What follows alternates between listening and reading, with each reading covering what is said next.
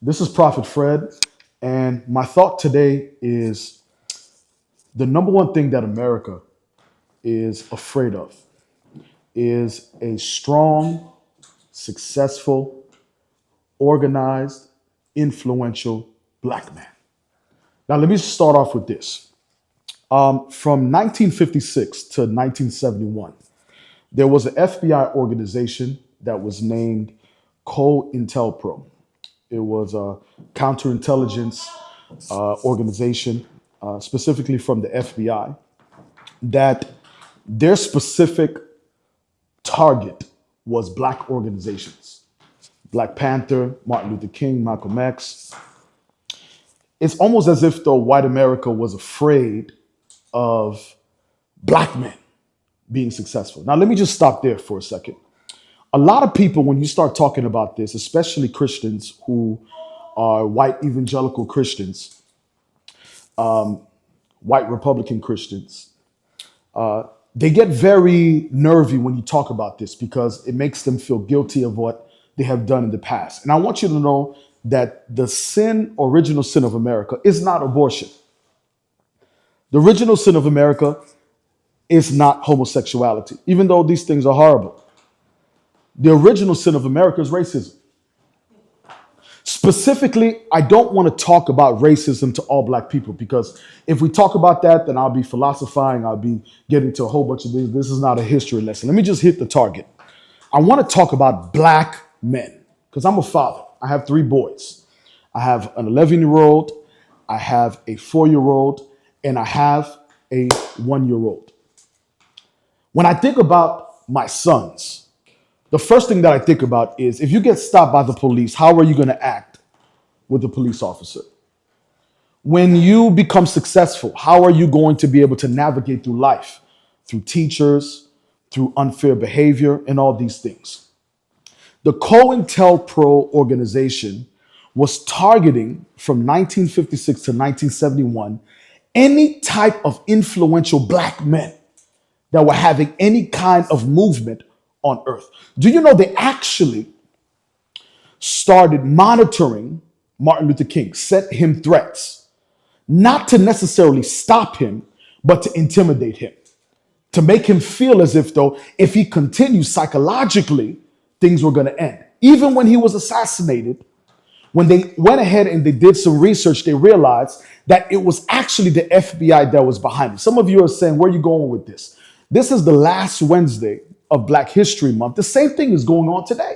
Now, I'm going to talk about some things because I already know that when you start talking about these things, people like to pervert your words, but it doesn't really matter. I don't agree with anything that is associated with the immoral acts that Diddy did. I don't agree with any of it. I want to make this very clear right now. I don't agree with all the baby oil. I don't agree with all the freaky deaky stuff. I don't agree with none of that stuff. I don't agree with him beating up Cassie. But what I'm confused at is how are we more focused on Diddy than Dana White and Epstein? Why does it seem as if though when this black man was getting ready to start an all black political party, just like between 1956 and 1971, all of a sudden these things happened? Is it a coincidence? That's the question I want to ask. For every young black person, because I got 3 young black boys, the crew, the media team that I work with, we're black. We're called to the nations, but I can't run away from who I am. When I'm thinking about Black History Month, I'm thinking about all of the young black individuals that have what is called an almost curse. They get right to the precipice of success and then they're cut off. I think about cats that I grew up in the hood. I think about somebody named Steven Robinson. He used to play for Miramar High School.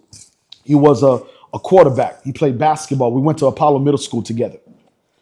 I can't think of anybody that was more talented at the position of quarterback, wide receiver, DB. Just when he could have made it to college, he died. think about individuals that I grew up with in South Florida. I think about Sean Taylor. This man was somebody that was getting ready to take over the NFL, and then he died. It seems like politically, culturally, socially, spiritually, there is a target on Moses's in America, which is young, mid, and older black men. It's the Bill Cosby effect. America will allow you to have your own sitcom show that we grow up in. Right when you have the whole world at the tip of your fingertips, Donald Trump can talk about the vagina of white women, but Bill Cosby is held accountable for other women that he can't even name. It's called the black effect. And I'm not talking about Charlemagne the God. The problem that we have in America is that we want to forget the sins that make up who we are in America. Think about Malcolm X. You don't think it was the FBI that infiltrated his inner circle, that allowed him to be killed by his own comrades? I already mentioned MLK. But I want to talk about some current events because I'm going to go in the past, I'm going to go in the present, and I'm going to talk a little prophetically as we get forward because I got a lot to say. Today, there's a scarcity of black owners in sports. We see that during the Colin Kaepernick protest, Jerry Jones, I call him the modern day white dictator in Texas. He knew that if I'm paying you, I will fire you, won't even franchise tag you if you have the audacity to stand up for what you believe, not only for your skin color, but for where you're going at in this country. We see it's a good old boys club in the NFL. You look at the NBA. To my understanding, the only black or formerly black NBA owner was Michael Jordan. You think about Michael Jordan. The man was at a NASCAR event and, there was ice, according to a radio host, that was stuck in this young white boy's, which was one of the drivers, NASCAR drivers, who actually won. One of his young sons, looked like my little son, in the back of his shirt. So, Michael Jordan, in front of a whole bunch of people, was trying to get the ice out of his back of the young boy. We perverted Michael Jordan. And we said that he's trying to play with the boy's butt in front of the whole world. How dumb is that? But the reality is this. If you're not aware of the target that's on your back, you have no way of maneuvering in life. If you don't know where you're going, you don't know who's coming after you, you'll have no way of being able to go forward. Let's talk about black fathers. What's the big deal about LeVar Ball? LeVar Ball almost became sports world FBI's most wanted. He has 3 black boys. All of them has touched the NBA. 2 of them are still in the NBA. One of them is a successful rapper who was was in the D League in one of the NBA teams. This man is a success. He's banned from the ESPN. We look at Deion Sanders, his son, one of the best quarterbacks in the NFL, or rather in college, when he went from Jackson State to Colorado. All of a sudden, we see that Shedeur Sanders gets bypassed instead of being in the first round, which most individuals in college football that are successful would have been drafted. He gets drafted in the 5th round, fighting opposition over and over again. There seems to be a target on black men in America. We see that, and I'm going to talk about this in a soon coming episode. I'm going to really go into it. We saw what happened with President Donald Trump towards President Barack Obama and Michelle Obama when he made the video of them looking like monkeys. The question now is it intentional or is it demonic? Now, I've talked about current events. I'm going to go back to that. But let's talk spiritually. Do you know that at the turn of the century, there was a revival that happened in America that started the Pentecostal movement? And it was actually, we call it the Azusa Street Revival.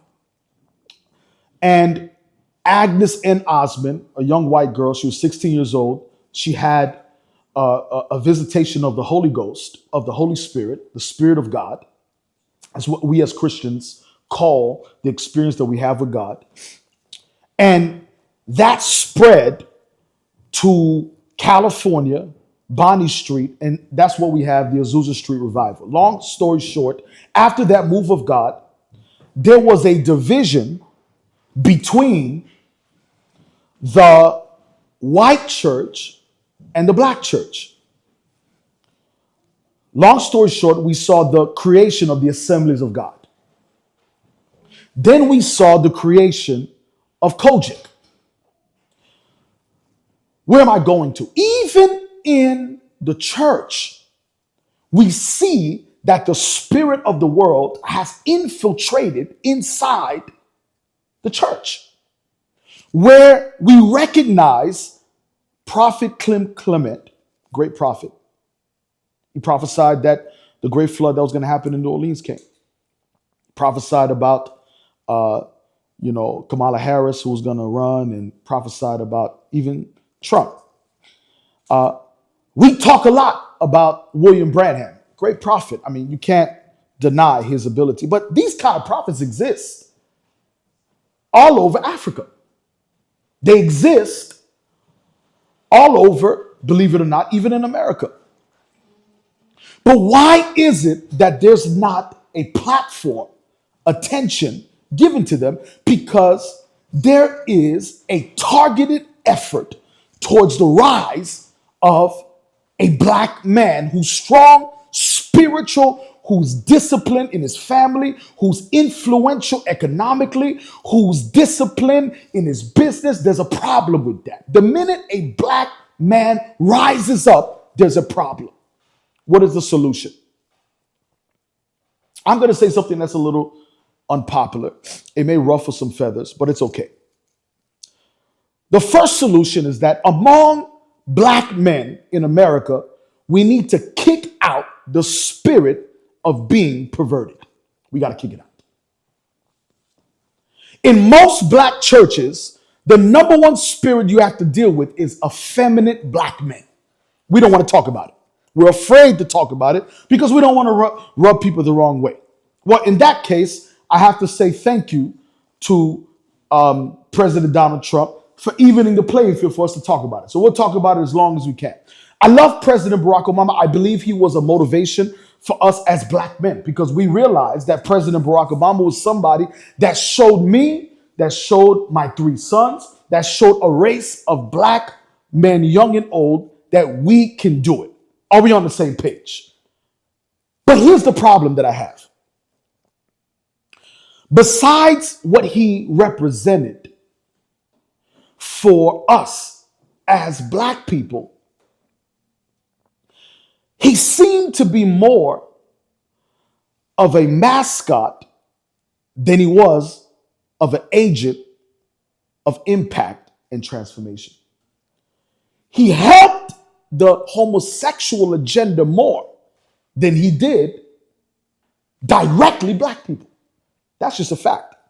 Matter of fact, as a president goes, so goes culture in America. That's a historical fact. You say, where are you going with this? The number one thing that we have a problem in America is strong men with a backbone. We have a problem with it. That's why they messed up Andrew Tate. That's why we see that whenever a black man or a man, period, takes his position, we have a problem with it. But black men in the church are effeminate, are soft, are have no backbone, and we're okay with it. I love Pastor Jamal Bryant. I think he's the best preacher in America, but I don't believe he should have apologized to the homosexual church. For what reason? For what reason? I respect him, but I think that if we're not careful, we will trade in as black men, we will trade in being powerful for being perverted. We think we're a man because we sleep with 10 women. Nowadays, we think we're a man, or we think that we're accepted if we have 2 boyfriends. It's a problem. It's a problem. I'm already in trouble, so I might as well go there. There is an affinity with black men in church with homosexuality. It's not that I have a problem with homosexuals, but I have a problem with the satanic agenda against the strong, successful black man in America. So we talk about perversion. Number 2, rebellion. Let me go deeper than rebellion, because I don't really want to, we could go on that. But I want to talk about something else that is extremely unpopular to say today, but it's okay. The reality is there is a systematic agenda against black men. We see it all over America. We see it in law enforcement. We see it economically. We see the disparity in research that we see in the Federal Reserve between white families and black families. We see it. But the biggest immediate threat towards the safety of black men is not a white police officer killing a black man. It's another black man killing another black man. We call it having ops. We don't want to talk about that. We skirt around it. Some neighborhoods you can't even walk in. I think about T.I., great rapper. Me personally, I think T.I. is the king of the South. And I'm not trying to butter up T.I. before I talk about what I disagree with him. But he is. I personally think he is. He's a forefather in hip hop. But it seems like to me his only focus is attacking black churches, black pastors. What have you done for black America? Instead of teaching us on how to trap, sell drugs, and be in ops with other black men. The problem that we have is that we don't want to deal with our own butting of heads. We want to give an excuse of what other races are doing to us. If we get ourselves organized, then the only opposition that we will have is modern day COINTELPRO organizations in the systems trying to hurt us. But our biggest fight is not against white people, it's against each other. It's the reality. The biggest problem that we have is against each other. You can't even become a successful rapper unless you beef with another rapper. It's amazing that to become successful in rap music, you got to beef with another rapper. But we don't see that in rock and roll. We don't see it in country music. We don't see it in Latino music. So the agenda against us as black men is not only from the outside, but it's a diabolical dilemma that has infiltrated us on the inside. That's the reality. We wrestle not against flesh and blood, but against principality. A principality is not a principality unless it hits at the highest level of princes. Anyone who gets influential that is a black man, he finds himself making a decision. Is he going to be for his people, or is he going to be an agent against his people? Let me bring this home. I think about what's happening in my nation, in Haiti. We love to bring up Bill Clinton and Hillary Clinton and all the abuses that they've done. And they have. I remember when in 2012, I was preaching at the largest church there in Shalom, and some of the political leaders and some of the socially active leaders in the community there were sharing with me and another pastor. I'm not going to name his name, but he knows who he is. He actually recently ran for president. He lives in South Florida, and telling us about what the Clintons did in Haiti. But that's not really the biggest problem in Haiti. The biggest problem is there's not white people. I mean, there's white Haitians, but really, Haiti is the first liberated black nation. So where is the dysfunction coming? From the hierarchy in government in Haiti versus the poor. So even though I don't agree with the means that gangs are operating there, I can't forget that their real struggle is against what the government is doing in Haiti. That's a fact.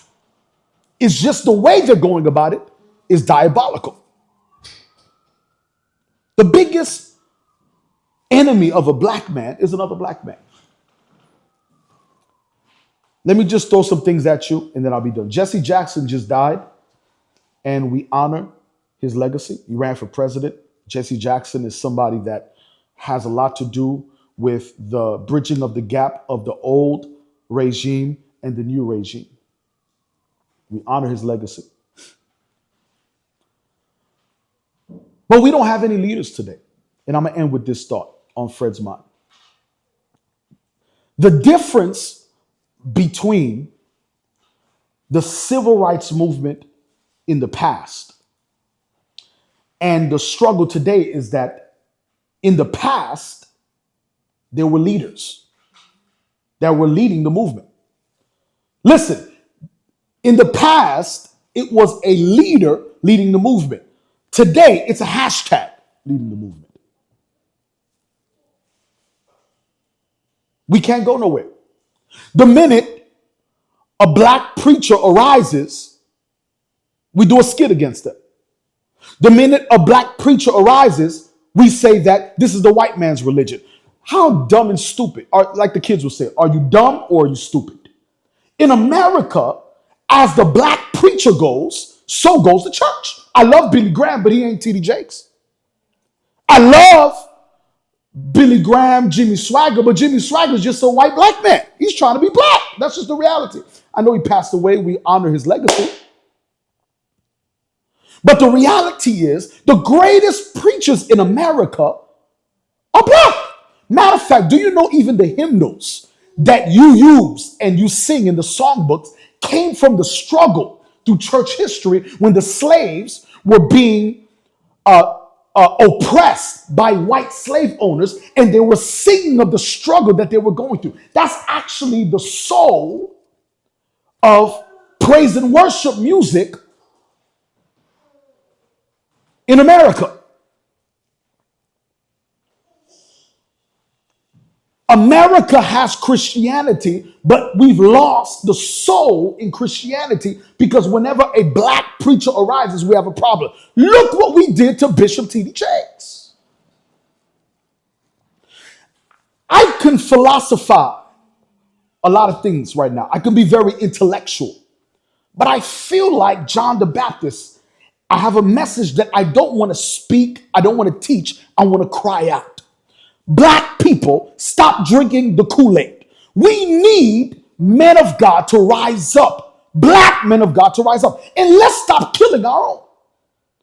Bishop Jakes almost died of a heart attack, And I believe it's you black people that almost killed him. That's just the reality. Y'all don't want to hear it, but it's the truth. You don't pay my bills, I ain't scared of you. What problem do we have with black men of God rising? I think the devil is afraid of black men rising. Do you know that Moses was trained in Africa? Egypt is actually North Africa. We don't talk about African Americanism, that's in the Bible, but it's all over the Bible. We even see it in Acts chapter 13.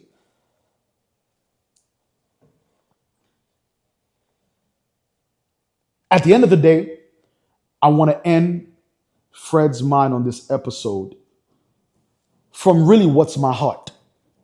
Yes, I'm a black man, I'm a father, I'm a husband, but I'm a man of God. I'm a black man of God. Nowadays, it's depressing to want to attain greatness in ministry as a black man of God.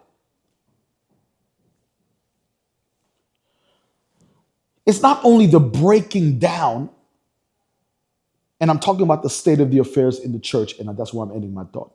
It's not only the breaking down of fatherhood in the nuclear family, but what about spiritual fatherhood in the church? It's your own spiritual father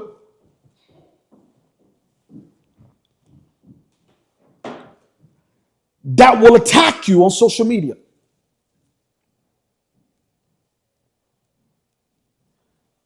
It's your own spiritual father that will sabotage you and close doors on you, gatekeep on you. You know, the last chapter in Malachi says God is bringing back the heart of the fathers to the sons. And if it doesn't happen, there'll be a curse on the land. You know, that's what the Bible teaches. There's black on black crime in the streets. There's black on black crime in the church. There's black on black crime in the pulpit. You guys were happy Bishop Jakes almost lost it. I'm so happy that he was able to end well and pass it on to his daughter.